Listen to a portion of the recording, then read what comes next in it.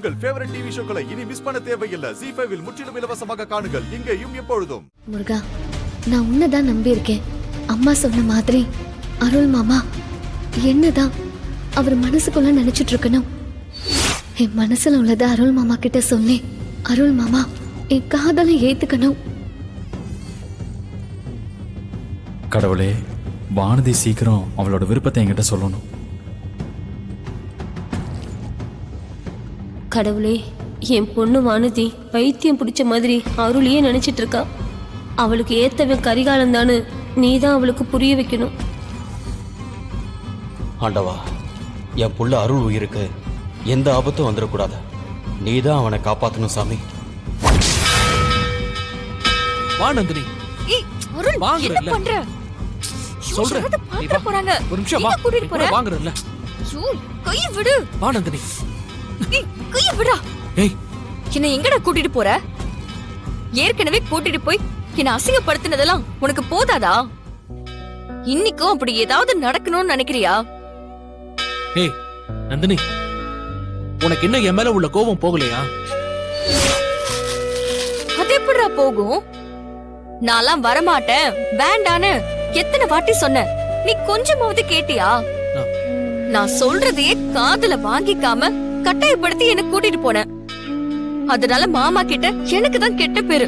2 பேரும் சேர்ந்து குடும்ப பேரை கெடுத்துறாதீங்கன்னு மாமா சொல்லும் போது எனக்கு எப்படி இருந்துச்சு தெரியுமா? ஏய், அங்க ஏதோ கோவத்துல அப்பா பேசிட்டாரு. அவர் சொன்னதை நீ பெருசா எடுத்துக்காத. டேய், மாமா அப்படி பேசினதுல எந்த தப்பு இல்ல அருள். அவர் இடத்துல யார் இருந்திருந்தாலும் அப்படிதான் சொல்லுவாங்க.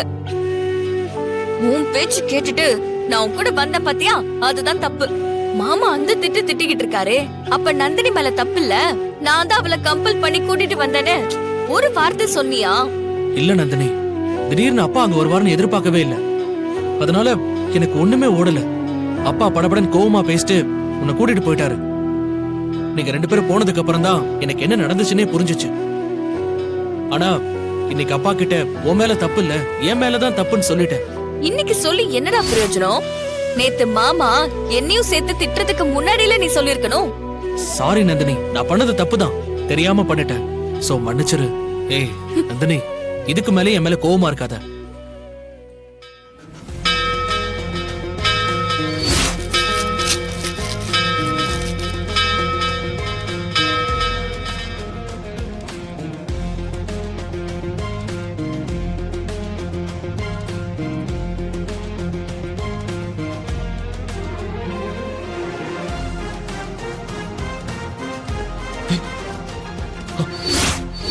அருள் எங்க போனா இவன்?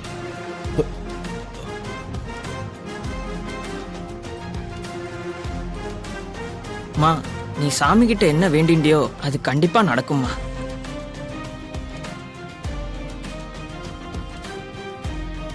நான் வேண்டினது நடக்கணும்னா அப்ப நான் உடனே போய் அருள் மாமா கிட்ட என் மனசுல உள்ளதை சொல்லணும்.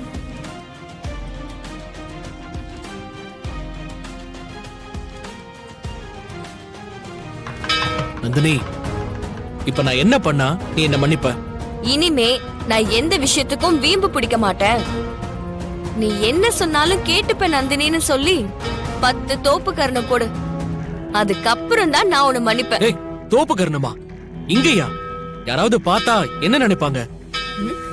என்ன வேணாலும் நினைச்சிட்டு போகட்டும். எனக்கு நீ இப்போ தோப்பு கரணம் போட்டு மன்னிப்பு கேட்கணும்.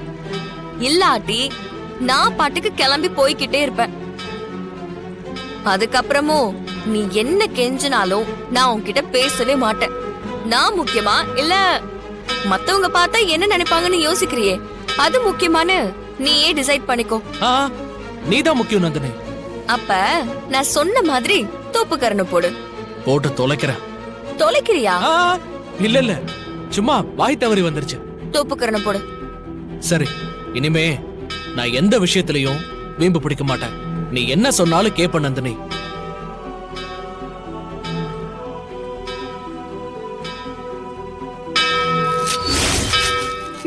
சரி போதும், நிறுத்து. நான் உன்னை மன்னிச்சிடுறேன். தேங்க்ஸ். உன் தேங்க்ஸ நீயே வச்சுக்கோ. இப்ப நீ கிளம்பு. கிளம்பவா? இப்பதானே மன்னிச்சிருக்க, அதுக்குள்ள கிளம்புன்னு சொல்ற? கொஞ்ச நேரம் இருந்து பேசிட்டு போலாமே. டேய், நம்ம வீட்ல இருக்கிற எல்லாருமே இப்போ கோவில்ல தான் இருக்காங்க. யாராவது திரும்ப நம்மள பாத்துட்டா அப்புறம் அது ஒரு பிரச்சனை ஆயிட போகுது. ஏய், அதெல்லாம் ஒண்ணும் ஆகாது. இவ்வளவு நேரம் முறைச்சுதானே பேசிட்டு இருந்த. கொஞ்ச நேரம் சிரிச்சிட்டு பேசிட்டு போயேன். ஈ,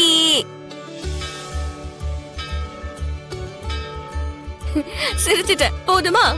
போடா. ஏய், போகாத, இரு. உனக்கு நான் எவ்வளவு நேரம் உன் கூட இருந்தாலும் பத்தாது. இப்ப நீ என்கிட்ட இப்ப இருக்கல, கல்யாணத்துக்கு அப்புறம் நீ எப்படி இருக்கன்னு நானும் பாக்குறேன். அப்பவும் நான் இப்படிதான் இருப்பேன். பாக்கலாம் பாக்கலாம். இப்போ இந்த மாதிரி எல்லாம் சொல்லிட்டு கல்யாணத்துக்கு அப்புறம் ஏதாவது மாறுனேன்னு வெய்ய, அப்போ இருக்கு உனக்கு. அருள், அருள்,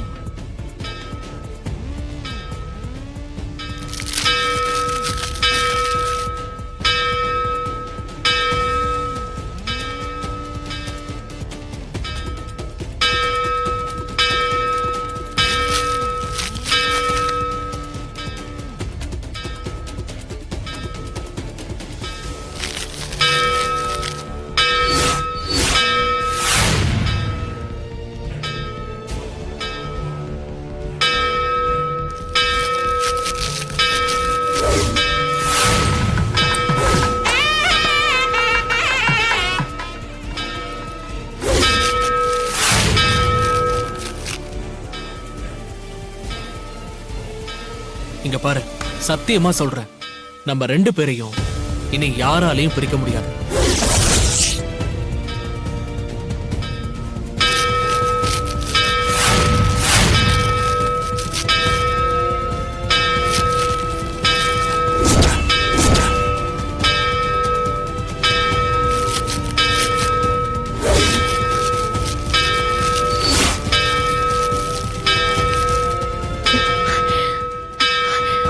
மாமா,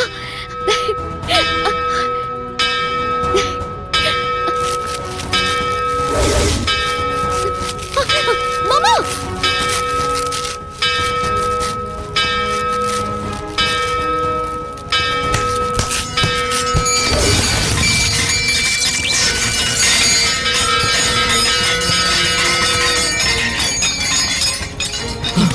அருள், அருள், அருள், உனக்கு ஒண்ணும் ஆகல?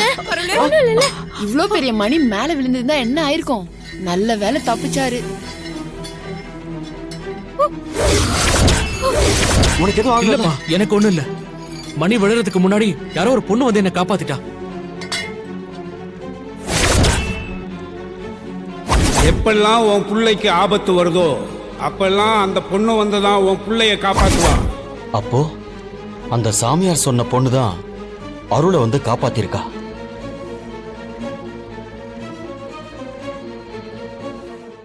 ஜீ5 ஆப்பை டவுன்லோட் செய்து அனைத்து எபிசோடுகளையும் இலவசமாக பாருங்க.